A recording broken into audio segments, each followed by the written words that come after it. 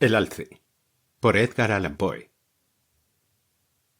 Con frecuencia se ha opuesto el escenario natural de Norteamérica, tanto sus líneas generales como sus detalles, al paisaje del Nuevo Mundo, en especial de Europa, y no ha sido más profundo el entusiasmo que mayor la disensión entre los defensores de cada parte.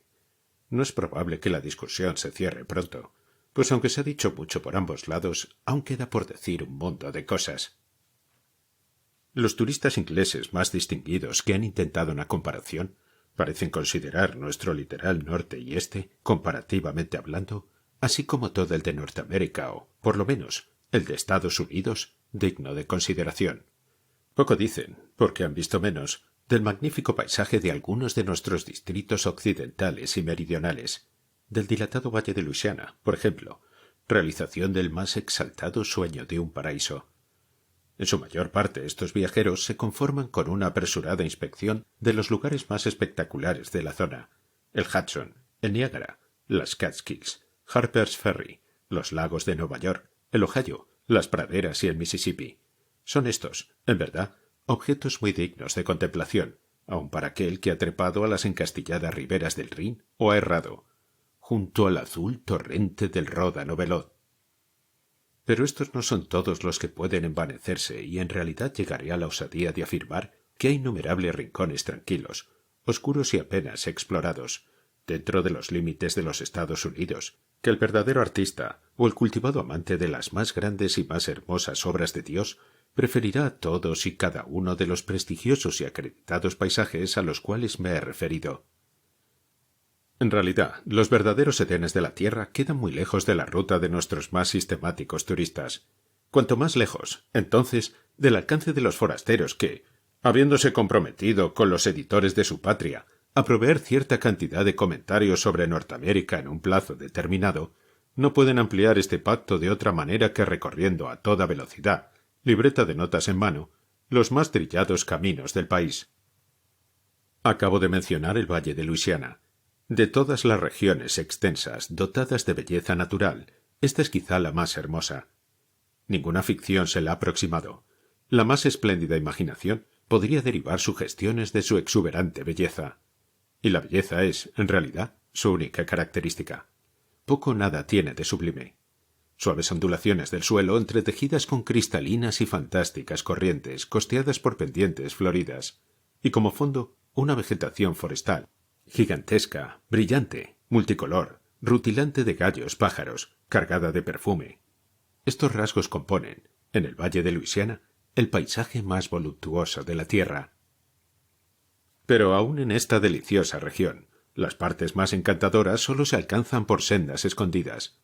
A decir verdad, por lo general el viajero que quiere contemplar los más hermosos paisajes de Norteamérica no debe buscarlos en ferrocarril, en barco, en diligencia, en su coche particular, y ni siquiera a caballo, sino a pie. Debe caminar, debe saltar barrancos, debe correr el riesgo de desnucarse entre precipicios, o dejar de ver las maravillas más verdaderas, más ricas y más indecibles de la tierra. En la mayor parte de Europa esta necesidad no existe. En Inglaterra es absolutamente desconocida.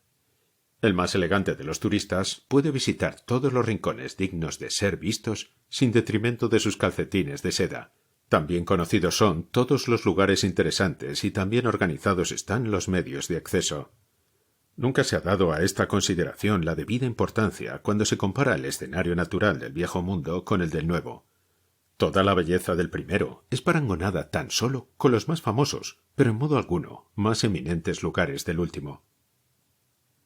El paisaje fluvial tiene indiscutiblemente en sí mismo todos los elementos principales de la belleza y, desde tiempos inmemoriales, ha sido el tema favorito del poeta. Pero mucha de su fama es atribuible al predominio de los viajes por vía fluvial sobre los realizados por terreno montañoso. De la misma manera, los grandes ríos, por ser habitualmente grandes caminos, han acaparado en todos los países una indebida admiración. Han sido más observados y, en consecuencia, han constituido tema de discurso más a menudo que otras corrientes menos importantes pero con frecuencia de mayor interés. Un singular ejemplo de mis observaciones sobre este tópico puede hallarse en el Wissahickon, un arroyo, pues apenas merece nombre más importante, que se vuelca en el Schuylkill, a unas 6 millas al oeste de Filadelfia. Ahora bien, el Wissahickon es de una belleza tan notable que si corriera en Inglaterra sería el tema de todos los bardos y el tópico común de todas las lenguas, siempre que sus orillas no hubieran sido loteadas a precios exorbitantes como solares para las villas de los opulentos. Sin embargo, hace muy pocos años que se oye hablar del Wissahickon, mientras el río más ancho y más navegable, en el que se vuelca, ha sido celebrado desde largo tiempo atrás como uno de los más hermosos ejemplos de paisaje fluvial americano.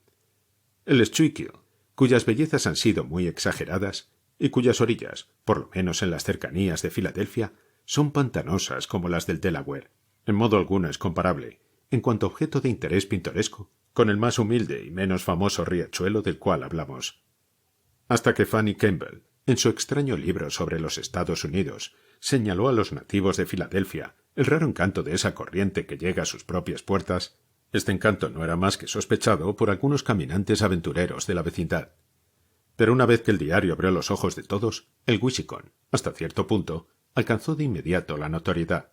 Digo hasta cierto punto, pues en realidad la verdadera belleza del riachuelo se encuentra lejos de la ruta de los cazadores de pintoresquismo de Filadelfia, quienes rara vez avanzan más de 1 milla o 2 de la boca del riacho, por la excelentísima razón de que allí se detiene la carretera. Yo aconsejaría al aventurero deseoso de contemplar sus más hermosos parajes que tomara el Ridge Road, el cual corre desde la ciudad hasta el oeste, y, después de alcanzar el segundo sendero más allá del sexto mojón, siguiera este sendero hasta el final. Así sorprenderá al Wissahickon en uno de sus mejores parajes, y en un esquife, o recorriendo sus orillas, puede remontar la corriente y bajar con ella, como se le ocurra. En cualquier dirección encontrará su recompensa. Ya he dicho, o debiera haber dicho, que el arroyo es estrecho. Sus orillas son casi siempre escarpadas y consisten en altas colinas cubiertas de nobles arbustos cerca del agua y coronadas, a gran altura, por algunos de los más espléndidos árboles forestales de América, entre los cuales sobresale el Liriodendron tulipífera. Las orillas inmediatas, sin embargo, son de granito, de aristas agudas o cubiertas de musgo, que el agua diáfana lame en su suave flujo, como las azules olas del Mediterráneo los peldaños de sus palacios de mármol. A veces, frente a los acantilados, se extiende una pequeña y limitada meseta cubierta de ricos pastos, la cual brinda la posición más pintoresca para un cottage y un jardín que la más opulenta imaginación pueda concebir. Los meandros de la corriente son numerosos y bruscos, como ocurre habitualmente cuando las orillas son escarpadas, y así, la impresión que reciben los ojos del viajero al avanzar es la de una interminable sucesión de laguitos, o, mejor dicho, de estanques, infinitamente variados.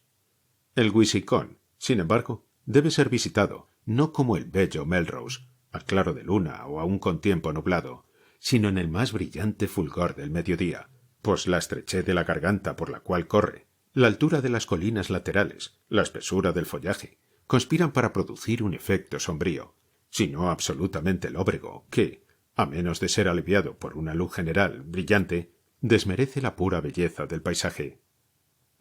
No hace mucho visité el arroyo por el camino descrito y pasé la mayor parte de un día bochornoso navegando en un esquife por sus aguas.